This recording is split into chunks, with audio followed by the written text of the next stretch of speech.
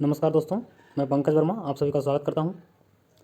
आज हम बात करेंगे मकर रेखा, विषुवत रेखा और कर्क रेखा पर स्थित देशों के बारे में, और ये प्रयास करेंगे कि आप लोग इसे आसानी तरीके से याद कर सकें, आपको हमेशा याद रहे।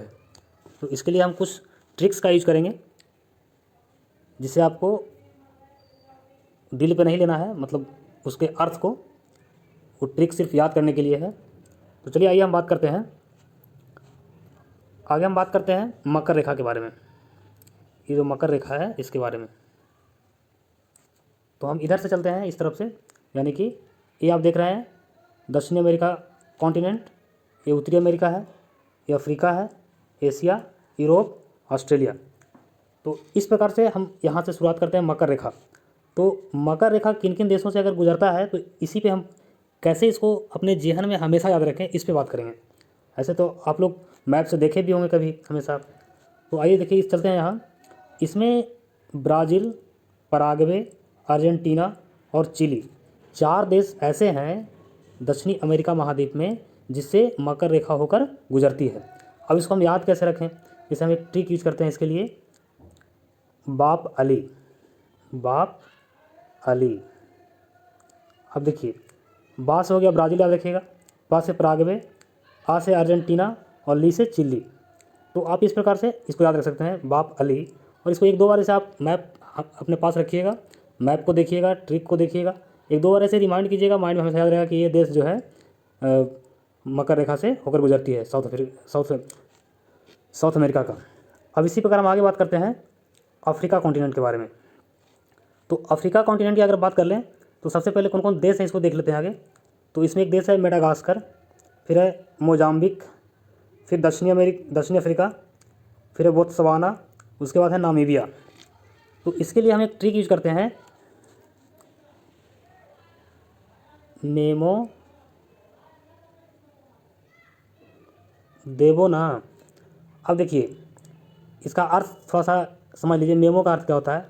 मेमो एक्चुअली इसे अगर सरकारी कार्यालयों में कोई कर्मचारी अपने कर्तव्यों का निर्वहन सही तरीके से नहीं करता है, तो उसके जो कॉम्पिटेंट अथॉरिटी अधिकारी होते हैं वो उनको मेमो इशू करते हैं। एक चेतावनी होता है कि आप अपने कर्तव्य के प्रति सजग हो जाएं, है ना, नहीं तो आपके प्रति कार्रवाई हो सकती है। तो उस संदर्भ में मेमो दिया जाता है। तो यहाँ पे एक सेंस के रूप में ले रहा है, मेमो देवो ना, है ना। तो मेमो का मतलब क्या होता है? मेडागास्कर हो गया, माँ से मेडागास्कर, मो से मोजाम्बिक, यहाँ पे द का अर्थ दक्षिण अफ्रीका समझिएगा, दे का अर्थ दक्षिण अफ्रीका समझिएगा, और बो से बोत्सवाना और ना से नामीबिया, यानी 5 देश हो गया। ध्यान से फिर समझिए, मेडागास्कर, मोजाम्बिक, दक्षिण अफ्रीका और ये बोत्सवाना और नामीबिया, ये देश जो है इसे मकर रेखा गुजरती है। इसके अलावा हम बात करें तो ये ऑस्ट्रेलिया एक महाद्वीप है, जो आप जानते ही होंगे। देखिए ऑस्ट्रेलिया देख पा रहे हैं, तो एक ऑस्ट्रेलिया, इससे भी मकर रेखा गुजरती है। इसके अलावा आपको दिखाई दे रहा होगा यहाँ पे, थोड़ा सा इसको जूम करते हैं हम, एक टोंगा द्वीप है, ये भी पूछ लिया जाता है, जो प्रशांत महासागर में पड़ता है, टोंगा, इससे भी होकर के मकर रेखा गुजरती है। इसके अलावा एक फ्रेंच पॉलिनेशिया, देखिए यहाँ होगा, ये भी प्रशांत महासागर में पड़ता है। इसका लोकेशन देख लीजिए, ये फ्रेंच पॉलिनेशिया, जिस पर फ्रांस का अधिकार है इस द्वीप पे, तो ये भी इससे भी होकर के मकर रेखा गुजरती है। देखिए आप ये देख लीजिए एक चीज़ और, कि फ्रांस कहाँ है, फ्रांस यहाँ है, और ये अभी अपना कब्जा जमाए हुए है यहाँ, है ना। तो ये चीज़ आप याद रखिएगा। आपसे पूछा जा सकता है कि फ्रेंच पॉलिनेशिया द्वीप कहाँ पड़ता है, तो आप याद रखिएगा प्रशांत महासागर में। तो उम्मीद करते हैं कि आप लोग मकर रेखा से संबंधित जो देश गुजरती है ना, यानी कि मकर रेखा किन किन देशों पर स्थित है, ये चीज़ आप याद कर लिए होंगे। अब हम आगे चलते हैं नेक्स्ट, कि विषुवत रेखा पर कौन कौन देश अवस्थित है, इस पर बात करेंगे। तो वैसे ही चलिए चलते हैं यहाँ से आगे। तो यहाँ आगे हम चलते हैं इस प्रकार, ये कॉन्टिनेंट आप देख रहे हैं दक्षिणी अमेरिका का, इसमें 3 देश है। ब्राज़ील है, ये आपका देखिए विषुवत रेखा है ना। तो ये ब्राज़ील है, दूसरा कोलंबिया है, और एक इक्वाडोर है। यानी दक्षिणी अमेरिका का 3 देश है, ब्राज़ील, कोलंबिया, इक्वाडोर। इसको हम एक ट्रिक के रूप में ऐसे अगर इधर से याद रखते हैं, तो इकाबा, यानी ई से इक्वाडोर, कोलंबिया और ब्राज़ील, इक्वाडोर, कोलंबिया और ब्राज़ील, याद रखिएगा, इकाबा, है ना। या फिर इसको हम हम पहले बता चुके हैं ये ट्रिक है, इसका कोई ऑथेंटिक रूप से इसको हम सही नहीं मान सकते हैं, बस इसको हम याद करने के लिए यूज कर रहे हैं। उसी प्रकार से हम आगे इसको हम इस प्रकार से भी कर सकते हैं, इसको हम इस रूप में याद कर सकते हैं अभी, बकोई। जैसे आपको याद नहीं हो रहा है तो हम बोलेंगे बकोई, मतलब ब से ब्राज़ील, कोलंबिया और इक्वाडोर। किसी प्रकार से आपको याद रखने के लिए जो भी इजी पड़ रहा है, जो भी आपको अच्छा लग रहा है, उसको आप ध्यान में रख करके इसको याद रख सकते हैं कि विषुवत रेखा अगर जो है दक्षिणी अमेरिका के किन किन देशों से होकर गुजरती है, तो ये 3 देश हैं, ब्राज़ील, कोलंबिया और इक्वाडोर। इसी प्रकार से हम यहाँ पे सबसे संवेदनशील पार्ट, अब यहाँ पे अगर अफ्रीका की बात करेंगे तो थोड़ा यहाँ पे ध्यान देने की ज़रूरत है ना। हालांकि टफ नहीं है, लेकिन फिर भी थोड़ा ज़्यादा देश है और आपको देख कहीं घौंच पहुँच लगता होगा, इसलिए थोड़ा सा ध्यान से देखिए, इसको समझ जाइएगा, आसानी से भी याद हो जाएगा। अब इसमें हम बात करें तो कौन कौन देश है, आगे इस पर हम चर्चा कर लेते हैं। तो पहला देश देखिए सोमालिया है, ये रेखा हुआ ना ये वाला, तो ये सोमालिया है। फिर केन्या है, केन्या के बाद युगांडा है, युगांडा के बाद कांगो। देखिए कांगो 2 है, एक कांगो प्रजातांत्रिक गणराज्य है और एक कांगो गणराज्य होगा सिर्फ, यानी कांगो गणराज्य मिलेगा, एक कांगो लोकतांत्रिक या प्रजातांत्रिक गणराज्य। और उसके बाद एक यहाँ पे गैबोन देख पा रहे होंगे आप, अभी आपके पास एटलस होगा तो आप एटलस खोल के बैठ जाइए, एटलस में मैप निकालिए और देखिए, उसमें आपको सारा फिगर ईजिली रूप से प्रदर्शित हो जाएगा, आप ज़्यादा समझ पाएंगे।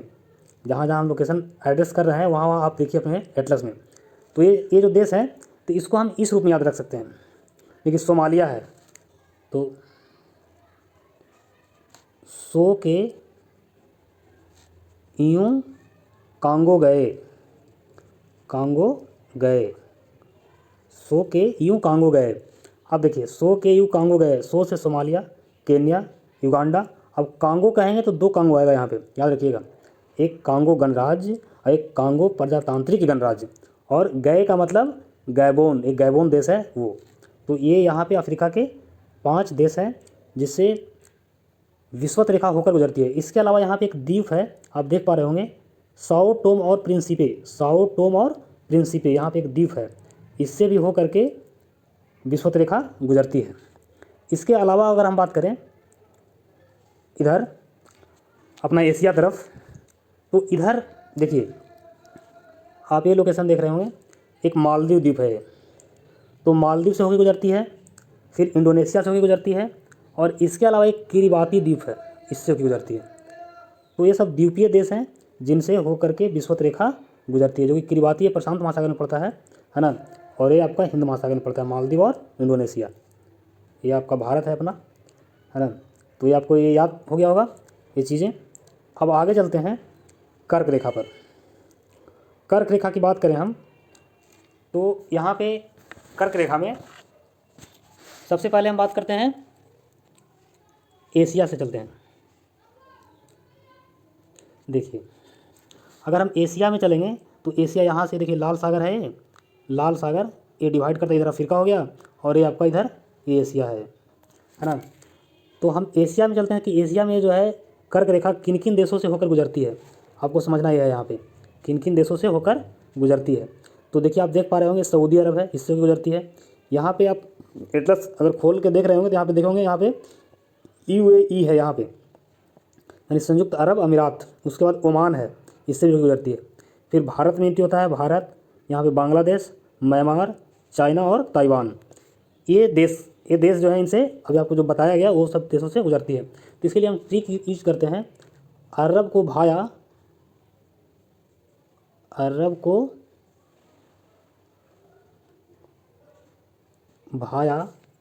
बंगाल का चिता, अरब को भाया बंगाल का चिता। अब देखिए इसको कैसे याद करना है। अरब कहेंगे तो 2 अरब का बोध होगा, कौन कौन अरब, एक सऊदी अरब है वो UAE यानी संयुक्त अरब अमीरात जिसको बोलते हैं, तो 2 देश हो गया। अरब को एक मिनट यहाँ पे एक और जोड़िए, अरब ओमान, यहाँ पे अरब के बाद ओमान, अरब ओमान को भाया, अरब कौमा देखिए ओमान को भाया बंगाल का चिता। अब देखिए अरब कहेंगे तो 2 अरब होगा, एक सऊदी अरब और एक UAE संयुक्त अरब अमीरात, उसके बाद ओमान, यानी 3 देश यहाँ पे हो गया। और इसके अलावा फिर भारत और म्यांमार, भाया का अर्थ समझेंगे भारत और म्यांमार। अरब ओमान को भाया बंगाल का चिता, बंगाल, बंगाल का मतलब आपको पता है कि बंगाल मतलब अपना पश्चिम बंगाल की बात नहीं कर रहे हैं, बांग्लादेश की बात हो रही है ना। तो यहाँ पे बांग्लादेश का, बंगाल का मतलब हम बांग्लादेश समझेंगे। तो बांग्लादेश एक हुआ बांग्लादेश। इसके बाद चीन और ताइवान, ये चीन हो गया आपका, यहाँ पे ताइवान। तो ये यहाँ पे एशिया कॉन्टिनेंट में कौन कौन ऐसे देश हैं जिससे हो करके कर्क रेखा गुजरती है। तो आप सिंपली याद रखिएगा, सऊदी अरब, संयुक्त अरब अमीरात, ओमान, भारत, बांग्लादेश, म्यांमार, चीन, ताइवान। तो आप इसे टिक से ऐसे याद रख सकते हैं। इसके बाद चलते हैं हम अफ्रीका कॉन्टिनेंट में। अफ्रीका में कौन कौन ऐसे देश हैं जिससे हो करके कर्क रेखा गुजरती है। तो देखिए, यहाँ से शुरू होता है, यहाँ से शुरू होता है मिस्र से, मिस्र से शुरू होता है इधर। अगर हम ईस्ट से वेस्ट तरफ ऐसे जाएँ तो मिस्र से शुरू होता है। तो मिस्र के बाद लीबिया, इसके बाद ये चार्ट जो देख रहे हैं, चार्ट एक देश है, इसका भी कुछ हिस्सा से हो करके कर्क रेखा गुजरती है। इसके बाद नाइजर है, इससे भी गुजरती है। अल्जीरिया है, माली है, मॉरिटानिया है, पश्चिमी सहारा है। तो इतने देश हैं यहाँ। अब इस देशों को हम कैसे याद रखेंगे, इस पर थोड़ा सा बात कर लेते हैं, थोड़ा ट्रिक लिख लेते हैं।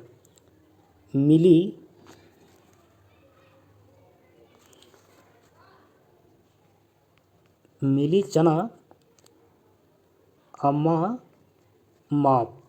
देखिए, इसका ऐसा तो एग्जैक्ट कोई अर्थ नहीं निकलेगा, लेकिन ऐसे ही समझने के लिए मिली मैंने समझ में करते होंगे आप लोग। चना समझते होंगे, अम्मा भी समझते होंगे। माप का मतलब वही तौलना उलना, है ना।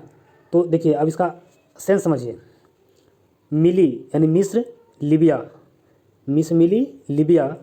हो गया चाड, ना से नाइजर, देखिए नाइजीरिया में समझ लीजिएगा। इसके नीचे यहाँ पे आप लोकेशन देख के याद कीजिएगा तो याद रहेगा। नाइजीरिया जो है नाइजर के नीचे है, ये नाइजीरिया है, ये नाइजर ये है।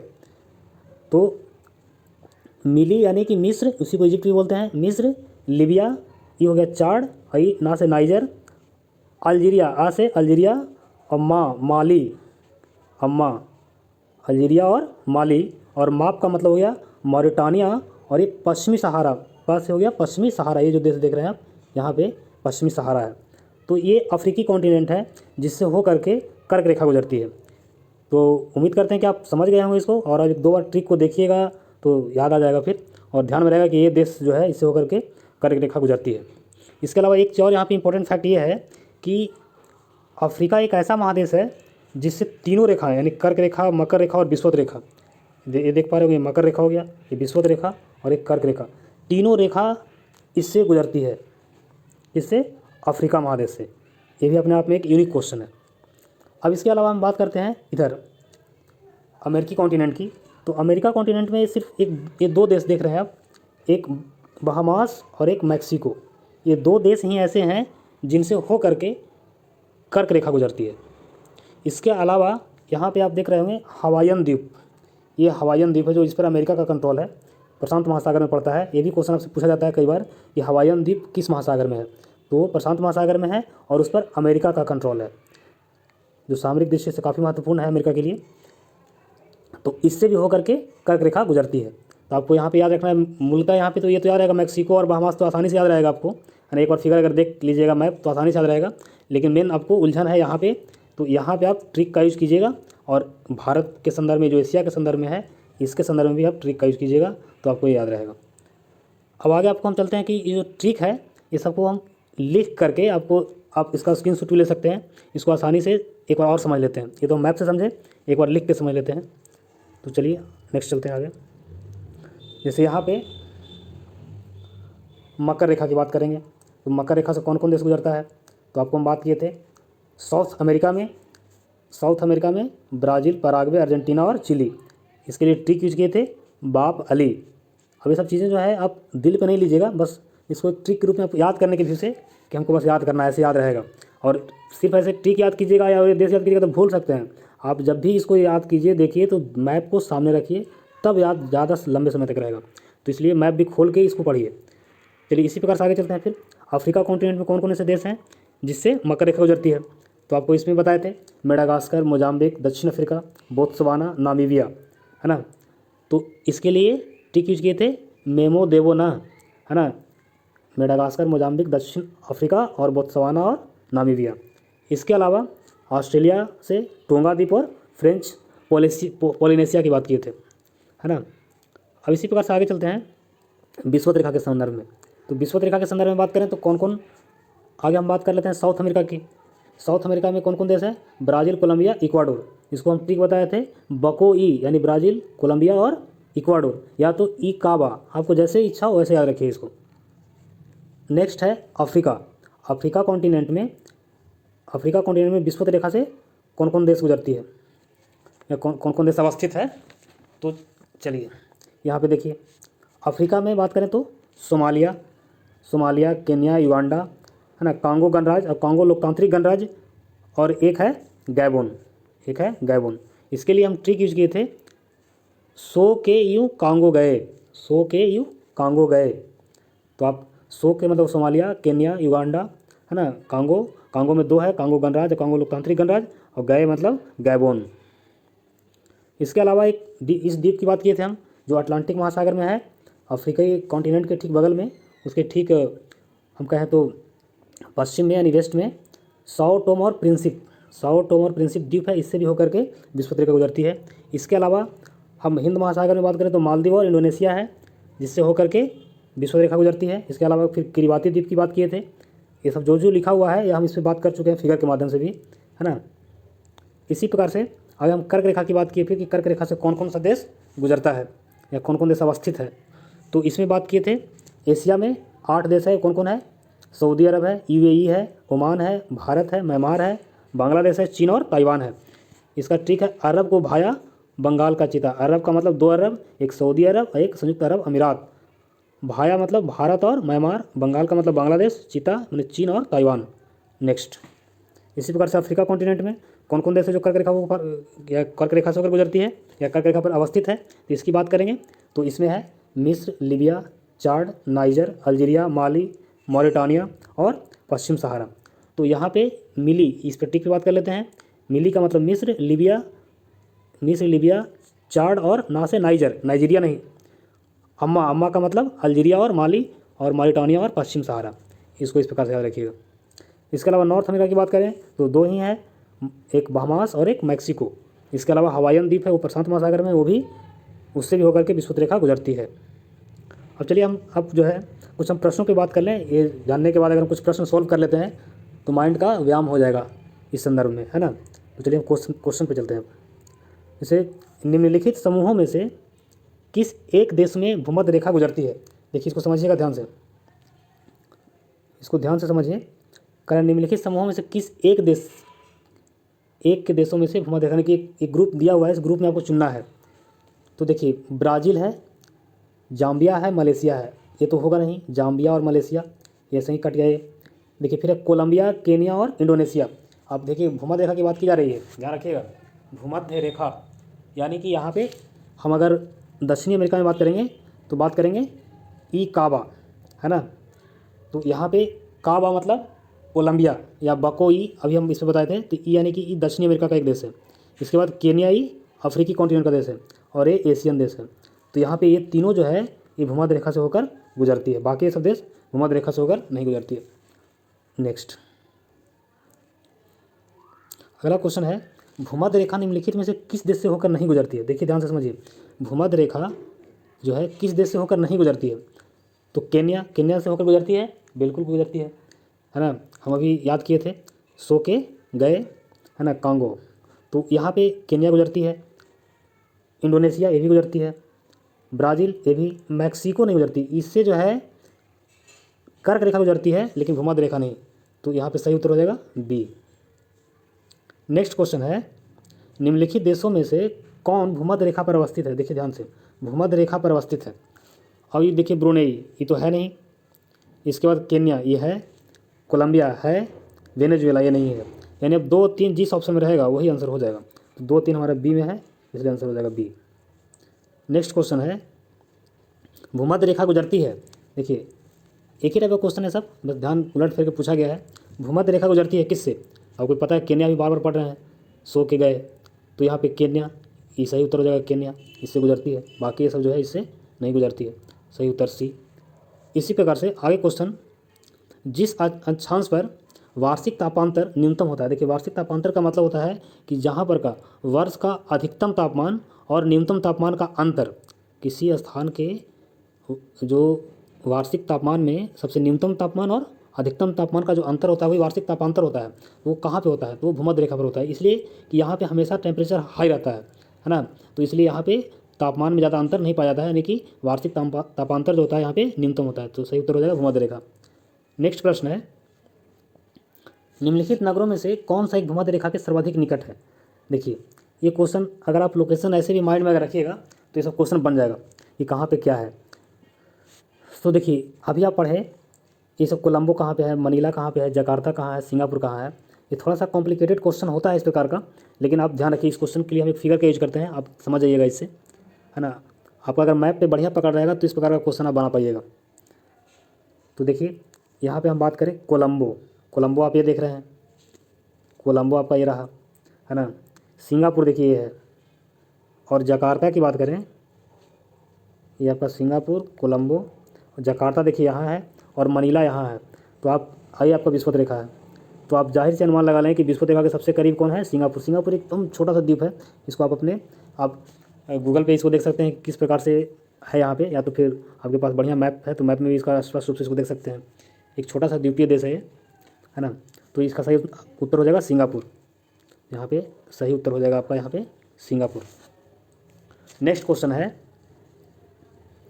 भूमध्य रेखा, कर्क रेखा और मकर रेखा, ये तीनों जो रेखा है, भूमध्य रेखा, कर्क रेखा और मकर रेखा, तीनों निम्न में से किस एक महाद्वीप से गुजरती है? तभी हम बात किए थे, अफ्रीका एक ऐसा महाद्वीप है जिससे तीनों रेखा गुजरती है, भूमध्य रेखा, कर्क रेखा और मकर रेखा तीनों।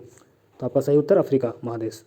नेक्स्ट क्वेश्चन है, मकर संक्रांति के समय कर्क रेखा पर दोपहर के सूर्य का उन्नतांश होता है। देखिए क्वेश्चन थोड़ा सा कॉम्प्लिकेटेड है लेकिन ईजी है। जैसे देखिए ये आपका पृथ्वी है, और कब की बात की जा रही है? मकर संक्रांति। मकर संक्रांति का मतलब होता है, इसे विषुवत रेखा है। तो इस समय क्या हो रहा है कि यहाँ पे 23.5 डिग्री दक्षिण में, 23.5 डिग्री साउथ में सूर्य का प्रकाश जो है एकदम सीधा पड़ रहा है यहाँ पे। तो हम यहाँ पे ये निकालेंगे, यहाँ पे सूर्य का प्रकाश सीधा पड़ रहा है, तो यहाँ पे क्या हो रहा है, ये जो है कर्क रेखा यहाँ पे तिरछा पड़ रहा है, यहाँ पे जो है ये सूर्य मान लीजिए, यहाँ से ये जो आपका कर्क रेखा होगा और ये आपका मकर रेखा है, तो यहाँ पे सूर्य का प्रकाश सीधा पड़ रहा है, यहाँ पे तिरछा पड़ रहा है। तो पूछ रहा है कि कर्क रेखा पर, जब मकर संक्रांति के समय कर्क रेखा पर दोपहर के सूर्य का उन्नतांश होता है, क्या होता है?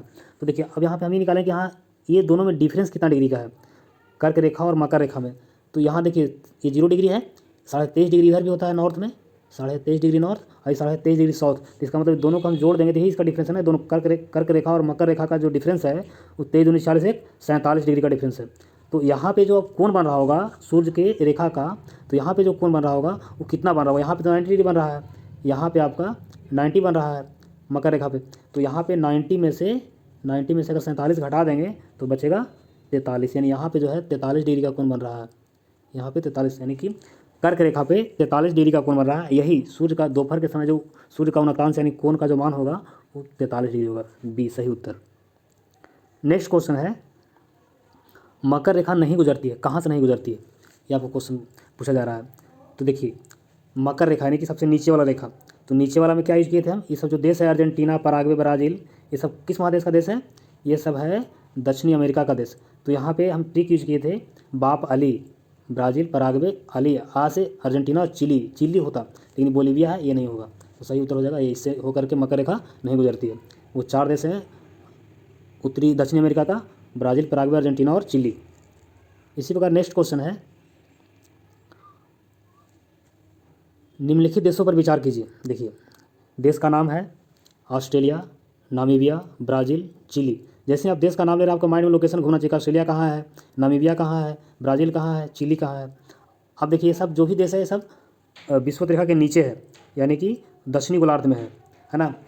तो यहाँ पे हम क्वेश्चन पूछ रहा है फिर कि उपयुक्त में से किन किन से होकर मकर रेखा गुजरती है ना। मकर रेखा यानी कि नीचे इस प्रकार से ये जो आपका विषुवत रेखा, इसकी ये वाला रेखा की बात की जा रही है 23.5 डिग्री साउथ की, ये किन किन से गुजरती है? तो ऑस्ट्रेलिया से भी गुजरती है, बिल्कुल गुजरती है।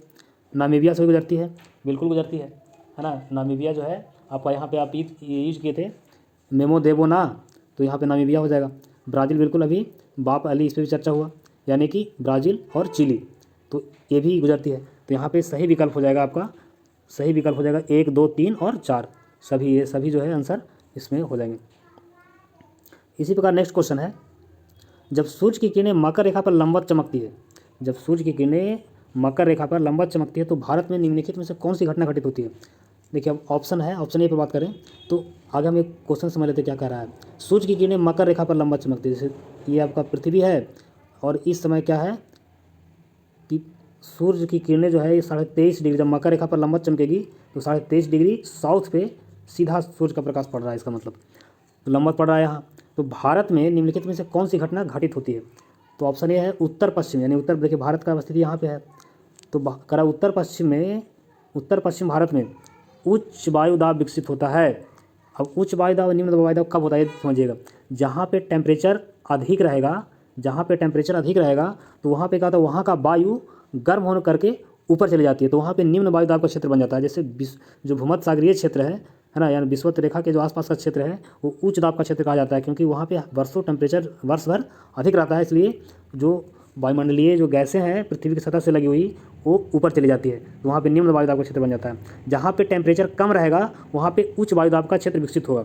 तो अब यहाँ पे देखिए सूर्य का प्रकाश जो है मकर रेखा पर सीधा पड़ रहा है, इसका मतलब यहाँ पे तिरछा पड़ रहा है, तो यहाँ पे सूर्य का प्रकाश कर्क रेखा पर क्या हो रहा है, कम पड़ रहा है, कम पड़ रहा है, इसका मतलब तापमान कम है, तापमान अगर कम है तो यहाँ पे उच्च वायुदाब का क्षेत्र विकसित होगा इस क्षेत्र में। तो यहाँ पे पहला ऑप्शन ही जो कह रहा है वो बिल्कुल सही है, उत्तर पश्चिम भारत में उच्च वायुदाब विकसित होता है, बिल्कुल देखिए सही है। इसके अलावा और भी हम कथन पर बात कर लेते हैं ऐसे, उत्तर पश्चिम भारत में निम्न वायुदाब विकसित होता है, बिल्कुल नहीं, निम्न वायुदाब तब होगा जब टेम्परेचर ज़्यादा रहेगा, जब कर्क रेखा पर सूर्य का प्रकाश सीधा पड़ेगा उस समय। फिर उत्तर पश्चिम भारत में वायुदाब परिवर्तन नहीं होता, ये भी गलत है, परिवर्तन होता है। नेक्स्ट है फिर उत्तर पश्चिम भारत में तापमान बढ़ जाता है, बिल्कुल नहीं, तापमान यहाँ इस समय कम होता है, इसको हम इस समय शीत अयनांत बोलते हैं। हमारे इस समय हमारे के यहाँ क्या होता है, ठंड होती है, इस समय भारत के इस क्षेत्र में क्या होता है, ठंड पड़ता है। नेक्स्ट क्वेश्चन की बात करते हैं। नेक्स्ट क्वेश्चन है किस तिथि को रात और दिन बराबर होते हैं। देखिए इस प्रकार का दो डेट होता है, एक होता है 23 सितंबर, एक 21 मार्च। तो 21 मार्च ऑप्शन में नहीं है तो इसलिए सही उत्तर हो जाएगा 23 सितंबर। ऐसा क्यों होता है आप लोग इसको हम बताए हैं पिछले वीडियो में, अगर आप नहीं देखें तो देख लीजिए उसको, लेकिन फिर भी इसको यहाँ पे थोड़ा सा हम लोकेट कर देते हैं। जैसे आपका सूर्य है ना, और ये समझिए ये जो स्थिति होता है, मान लीजिए इसको बोलते हैं हम ग्रीष्म अयनांत, इसको शीत अयनांत, है ना। इस स्थिति में क्या होता है कि सूर्य सबसे पृथ्वी सूर्य के नज़दीक होता है, लेकिन पृथ्वी का जो दक्षिणी गोलार्ध है सूर्य की तरफ झुका हुआ होता है, और इस समय उत्तरी गोलार्ध, जब ग्रीष्म अयनांत होता है तो इस समय सूर्य का उत्तरी गोलार्ध पृथ्वी के जो पृथ्वी का उत्तरी गोलार्ध है सूर्य की तरफ झुका हुआ होता है, उस पर लंबवत गिरने पड़ती है कर्क रेखा पे, यहाँ पे कर्क रेखा पे, और इस तरफ मकर रेखा पे। तो यहाँ पे ये हुआ, ये दो विषुव का स्थिति होता है। विषुव का मतलब कि यहाँ पे जो सूर्य की किरणें पड़ती है लंबवत, यहाँ पे लंबवत पड़ती है इस पे भूमध्य रेखा पे। तो इस स्थिति में यहाँ पे ये जो 23 सितंबर होता है, यहाँ पे 23 सितंबर का सिचुएशन होगा, जिसको हम शरद विषुव भी बोलते हैं, और एक वसंत विषुव, है ना, जो 21 मार्च का सिचुएशन होता है। तो उस समय क्या होता है कि दिन और रात बराबर होता है। नेक्स्ट क्वेश्चन, विषुव वर्ष के दो काल जब दिन और रात बराबर होते हैं। ठीक है, अभी हम इस पर बात की कि दो जो इस सिचुएशन होता है 21 मार्च और 23 सितंबर, ये दो विषुव जो होते हैं, है ना, इस दिन और रात क्या होते हैं, बराबर होते हैं। चलिए नेक्स्ट क्वेश्चन, वर्ष भर रात और दिन कहाँ बराबर होता है। देखिए ये क्वेश्चन, तो कहाँ होगा बराबर, जहाँ पे सूर्य का प्रकाश जो है समान रूप से पड़ेगा, है ना, तो ये होता है भूमध्य रेखा पर, सी, सही उत्तर सी। ये सब आप समझ रहे होंगे आसानी से, इजी क्वेश्चन है। नेक्स्ट क्वेश्चन है, उत्तरी गोलार्ध में कर्क संक्रांति के समय 12 घंटे का दिन होगा। देखिए उत्तरी गोलार्ध की बात की जा रही है, उत्तरी गोलार्ध में कर्क संक्रांति के समय 12 घंटे का दिन कहाँ होगा। तो जब उत्तरी गोलार्ध में इस प्रकार देखिए जो विश्व रेखा है और यहाँ पर कर्क रेखा है, तो कर्क संक्रांति का मतलब है सूर्य का प्रकाश लंबवत पड़ रहा है यहाँ, है ना, यहाँ पे 13.5 घंटे का दिन हो जाता है। जब इस समय ऐसा होता है तो कर्क रेखा पर 13.5 घंटे का दिन हो जाता है, और विषुवत रेखा पर 12 घंटे का दिन होता है। तो यहाँ पे 12 घंटा का दिन हो जाएगा विषुवत रेखा पर, यानी सही उत्तर डी, सही उत्तर आपका हो जाएगा डी। नेक्स्ट क्वेश्चन है, उत्तरी गोलार्ध में वर्ष का सबसे छोटा दिन होता है। देखिए उत्तरी गोलार्ध यानी ये 22 दिसंबर जो होता है शीत अयनांत के समय, 22 दिसंबर का जो दिन होता है वो सबसे छोटा दिन होता है उत्तरी गोलार्ध में। इसी दिन अगर दक्षिणी गोलार्ध की बात की जाएगा तो दक्षिणी गोलार्ध में सबसे बड़ा दिन होता है 22 दिसंबर को, है ना, और हमारे के यहाँ उत्तरी गोलार्ध में 21 जून को दिन सबसे बड़ा होता है, और वहीं दक्षिणी गोलार्ध में दिन सबसे छोटा होता है 21 जून को। तो ये सब चीज़ें आप समझ पा रहे होंगे, मुझे उम्मीद है ऐसा। नेक्स्ट क्वेश्चन है, किस तारीख को सबसे बड़ा दिन होगा, किस तारीख को सबसे बड़ा दिन होगा। अब देखिए यहाँ पे ऑप्शन में एक 21 जून है जो उत्तरी गोलार्ध में सबसे बड़ा दिन होगा। अब 22 दिसंबर एक होगा, तो 22 दिसंबर को दक्षिणी गोलार्ध में दिन सबसे बड़ा होगा। 22 दिसंबर को दक्षिणी गोलार्ध में दिन सबसे बड़ा होगा, लेकिन यहाँ पे 22 दिसंबर ऑप्शन में नहीं है, तो हम इसका मतलब कि क्वेश्चन के अनुसार उत्तरी गोलार्ध की बात की जा रही है, यानी उत्तरी गोलार्ध में 21 जून को दिन सबसे बड़ा होता है। नेक्स्ट क्वेश्चन है दक्षिणी गोलार्ध में सबसे बड़ा दिन। अब देखिए दक्षिणी गोलार्ध की बात आ गई, तो दक्षिणी गोलार्ध में दिन सबसे बड़ा कब होगा? जिस दिन उत्तरी गोलार्ध में दिन सबसे छोटा होगा, तो ये होता है 22 दिसंबर को। ये आपका सही उत्तर 22 दिसंबर। 22 दिसंबर को उत्तरी गोलार्ध में दिन सबसे छोटा, वहीं दक्षिणी गोलार्ध में दिन सबसे बड़ा होता है। सही उत्तर 22 दिसंबर। नेक्स्ट क्वेश्चन है निम्नलिखित तिथियों में से किस में दोपहर को आपकी छाया सबसे छोटी होती है? देखिए अब आपकी छाया सबसे छोटी कब होगी? जब सूर्य का प्रकाश सीधा लंबवत ऊपर से पड़ेगा, तो उस समय आपकी छाया सबसे छोटी बनेगी। तो किस दिन आप पर लंबवत, दोपहर का बात की जा रही है, दोपहर में एकदम सीधा ऊपर से प्रकाश पड़ेगा सीधा, तो ये हो जाएगा 21 जून को, यानी कि ग्रीष्म अयनांत के समय, है ना, ग्रीष्म अयनांत के समय 21 जून को, यानी कर्क रेखा जो है, कर्क रेखा पर लंबवत प्रकाश पड़ता है उस दिन सूर्य का, तो उस दिन क्या होगा कि जो आपका छाया बनेगा वो सबसे छोटा बनेगा। नेक्स्ट क्वेश्चन है जून की 21वीं तारीख को सूर्य, देखिए ध्यान से क्वेश्चन बस लंबा लिखा हुआ है, क्वेश्चन वही सब जो आप पिछला बार पढ़े वही सब का रिपीटेशन है, ध्यान से देखिए। जून की 21वीं तारीख को सूर्य उत्तरी ध्रुव वृत्त पर क्षितिज के नीचे नहीं डूबता है। और आगे पढ़ते हैं ऑप्शन, दक्षिणी ध्रुवीय वृत्त पर क्षितिज से नीचे नहीं डूबता है। देखिए अब क्वेश्चन क्या कह रहा है, 21 जून की स्थिति है, 21 जून का मतलब जून की 21वीं तारीख, हाँ, तो 0 डिग्री, तो यहाँ पे इसका मतलब है कि कर्क रेखा जो है, कर्क रेखा पर सूर्य का प्रकाश लंबवत पड़ रहा है, कर्क रेखा पर सूर्य का प्रकाश लंबवत पड़ रहा है। तो इस दिन क्या होगा, जब यहाँ लंबवत पड़ता है तो ये जो उत्तरी ध्रुव होता है इस पर जो है दिन और रात एकदम, मतलब कहने का मतलब दिन ही रहता है, यहाँ पर रात होता ही नहीं है। तो इस समय क्या होगा, उत्तरी ध्रुवीय वृत्त पर क्षितिज के नीचे नहीं डूबता, यानी कि यहाँ पे सूर्य डूबता ही नहीं है, यहाँ पे सूर्य हमेशा जो है 24 घंटे के लिए एकदम उगा हुआ रहता है। तो ये स्थिति हो जाएगा आपका सही उत्तर ए। नेक्स्ट क्वेश्चन है, अब नेक्स्ट क्वेश्चन नहीं है, आज के लिए इतना ही, धन्यवाद।